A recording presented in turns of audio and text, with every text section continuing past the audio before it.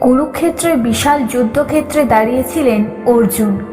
সামনে নিজের আত্মীয় স্বজন, গুরুজন এবং বন্ধুদের দেখে তার মন ভেঙে পড়ল।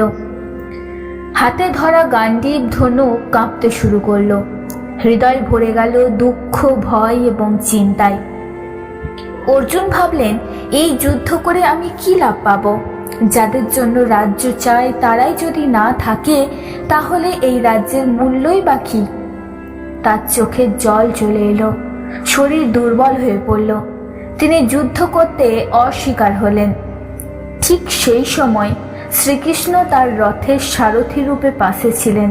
তিনি জানতেন অর্জুনের এই দুঃখ শুধু যুদ্ধের কারণে নয়, তিনি মানুষের চিরন্তন দুঃখ, মোহ এবং ভয়ের প্রতীক।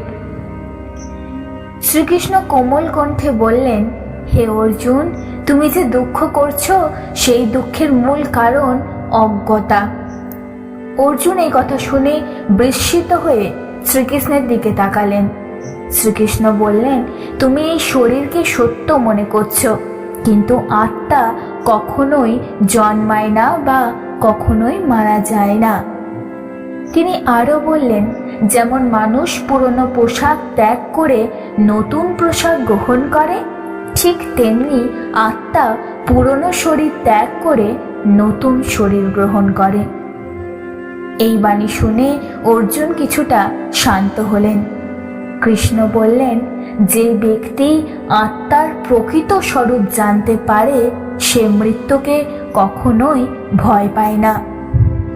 মানুষের অধিকাংশ দুঃখ আসে হারানোর ভয় থেকে।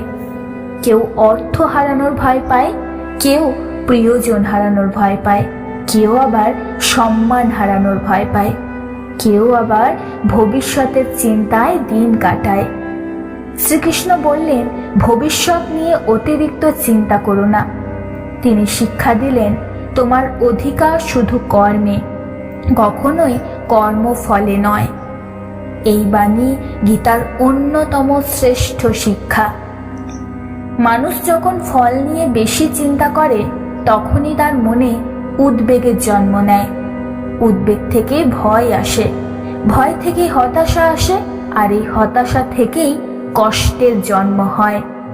সেই জন্য শ্রীকৃষ্ণ বললেন, নিজের কর্তব্য পালন করো, ফল ঈশ্বরের হাতে ছেড়ে দাও। এই শিক্ষা গ্রহণ করলে মন হালকা হয়ে যায়। মানুষ তখন বর্তমান মুহূর্তে বাঁচতে শেখে। গীতা আমাদের শেখায়, সুখ ও দুঃখ জীবনের দুটি অস্থায়ী অবস্থা। যেমন শীত আসে আবার চলে যায়, যেমন গ্রীষ্ম আসে আবার গ্রীষ্মের শেষও হয়ে যায়, তেমনি সুখও স্থায়ী নয়, দুঃখও স্থায়ী নয়। তাই কোনো অবস্থাতেই অতিরিক্ত আনন্দ বা অতিরিক্ত শোক করা উচিত নয়। যে ব্যক্তি সমভাবে সব পরিস্থিতি গ্রহণ করতে পারেন, তিনিই হলেন প্রকৃত জ্ঞানী।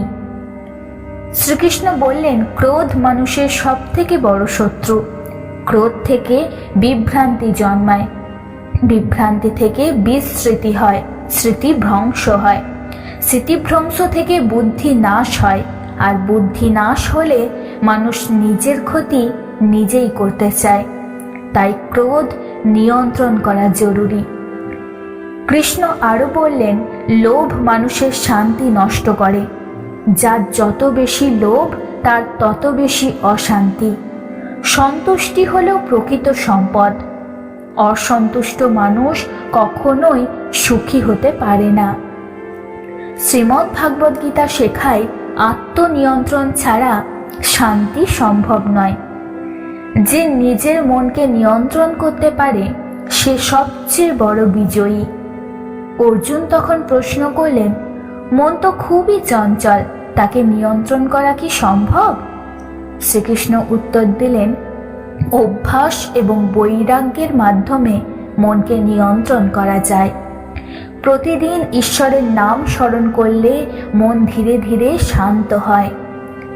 ধ্যান মানুষের অন্তরে শক্তি যোগায়, প্রার্থনা মানুষকে আশা দেয়, বিশ্বাস মানুষকে সাহস দেয়। শ্রীমদ্ ভাগবত গীতা শেখায়, ঈশ্বরের প্রতি ভক্তি মানুষের সব দুঃখ লাঘব করতে সাহায্য করে।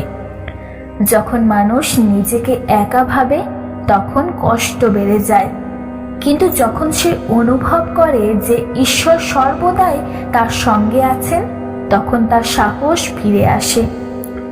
শ্রীকৃষ্ণ বললেন, যে আমার শরণ গ্রহণ করে আমি তাকে কখনোই ত্যাগ করি না। এই বাণী লক্ষ লক্ষ মানুষকে আশার আলো দেখিয়েছে। জীবনে সমস্যা আসবেই, বাধা আসবেই, ব্যর্থতাও আসবে, কিন্তু এগুলোই জীবনের শেষ সত্য নয়। প্রতিটি অন্ধকার রাতের পরে সূর্য ওঠে, প্রতিটি ঝড়ের পরে আকাশ পরিষ্কার হয়, প্রতিটি দুঃখের পরেও আনন্দের সময় আসে। গীতা আমাদের শেখায় নিজের কর্তব্য পালন করতে হবে সাহসের সঙ্গে। ভয়কে জয় করতে হবে বিশ্বাসের মাধ্যমে, চিন্তাকে জয় করতে হবে ধৈর্যের মাধ্যমে, আর দুঃখকে জয় করতে হবে জ্ঞানের মাধ্যমে, এবং জীবনকে সুন্দর করে ভরে তুলতে হবে ভক্তির মাধ্যমে। শেষে অর্জুনের সমস্ত বিভ্রান্তি দূর হয়ে গেল। তিনি বুঝতে পারলেন মানুষের প্রকৃত শক্তি বাইরের জগতে নয়, নিজের অন্তরেই লুকিয়ে আছে। শ্রীকৃষ্ণের উপদেশ শুনে তিনি নতুনভাবে সাহস পেলেন। তিনি দৃঢ়ভাবে দাঁড়ালেন, তার চোখে আত্মবিশ্বাস ফিরে এলো, তার হৃদয় থেকে ভয় দূরীভূত হয়ে গেল। তিনি উপলব্ধি করলেন ঈশ্বরের উপর বিশ্বাস রেখে কর্তব্য পালন করাই হলো জীবনের প্রকৃত পথ। এই হলো ভাগবদ্গীতার চিরন্তন শিক্ষা। দুঃখ আসবে কিন্তু ভেঙে পড়ো না, কষ্ট আসবে কিন্তু আশা হারিও না, চিন্তা আসবে কিন্তু ঈশ্বরকে ভুলে যেও না। কারণ শ্রীমদ্ ভাগবদ্গীতা বলে, যেই ব্যক্তি বিশ্বাস, জ্ঞান, কর্ম এবং ভক্তির পথ অনুসরণ করে সে শেষ পর্যন্ত শান্তি লাভ করে, আর সেই শান্তি হলো মানুষের জীবনের সবচেয়ে বড় সম্পদ।